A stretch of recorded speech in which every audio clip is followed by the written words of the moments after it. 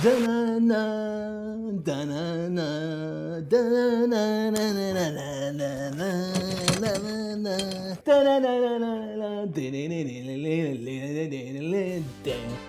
1985, a perpetually grinning and lavishly coiffed Richard Dean Anderson was unleashed upon the world as techie escape artist / secret agent Macgyver.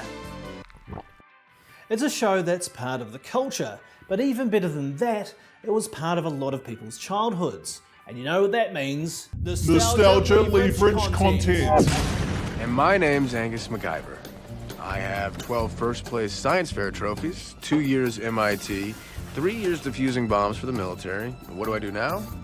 Little of this, little of that. The new Macgyver is played by Lucas Till, whose main claims to fame are co-starring with a CGI squid thing, and for being an 80s X-Man, which is nice because he gets to keep his hair for new Macgyver. In fact, it's quite possible that's how Till got the job. I suspect the studio literally went, "Oh, Macgyver, what do people remember about Macgyver? Oh, he made shit from gum and he had a mullet." Mullet, you say? Oh, I literally just saw a film about Jennifer Lawrence fulfilling her contract obligations, and there was a guy in that had a great head of hair. That's the wig budget gone. Get him in.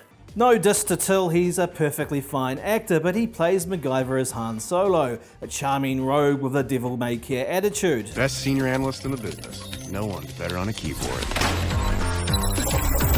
Which would be fine, except that's how every white male born since 1977 plays everything. In contrast, RDA's Macgyver was more of a folky chill dude.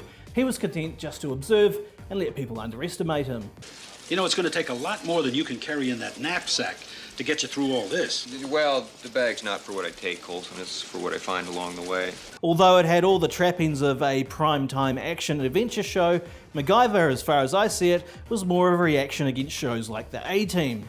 Either by choice or other pressures, Macgyver never used a gun, relying on the smarts to get him out of trouble.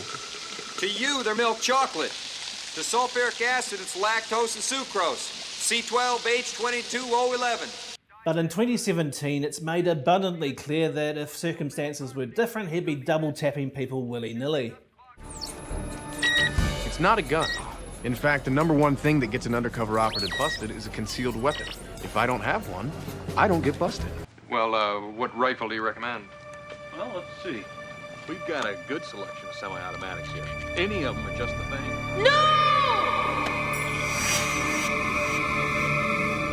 Better deal if you ask. For 80s Macgyver, it's a choice, but for 21st century Macgyver, it's just a condition of his job he has to find a workaround for. Like getting a new office email system where you can only send emails with attachments smaller than 15 megabytes in size. Look, it's just not realistic. When you're deep in the field, you need a piece. Fuck realism. You want realism? Look out the window. Without over-egging it, 80s Macgyver had a point of difference. An action show whose protagonist was an animal-loving, vegetarian, big buddy pacifist. On the other hand, the new show looks like every other ensemble CSI/NCIS/Criminal Minds-esque show on the schedule. There's the tough ball-busting boss, the comic relief, and the female hacker, all stock characters performing similar functions that you can find on any one of these shows. There's also the penchant for redundant visual fuckery. What's he doing? What's he doing? What's that thing? What's he doing with that thing? What is that thing? What is it? Oh, that's very helpful. I've never seen one of those papiaclepi before. It's not that the show is bad, it rattles along okay, and it is great it's got a diverse cast when the original often looked like white toast on a rack. It's just that, as with so many recent reboots, the people making decisions seem to have completely misunderstood what made the original property special or memorable. More than anything, it's a waste of resources trying to pump life into something that people only vaguely remember from their childhood, when instead something new, original, and genuinely exciting could be made. Just saying! That's horrible. What do you mean? I thought that was a perfectly good closing... No, try again. What? Just saying! There you go, that's a perfectly good closing catchphrase. I'm not fucking...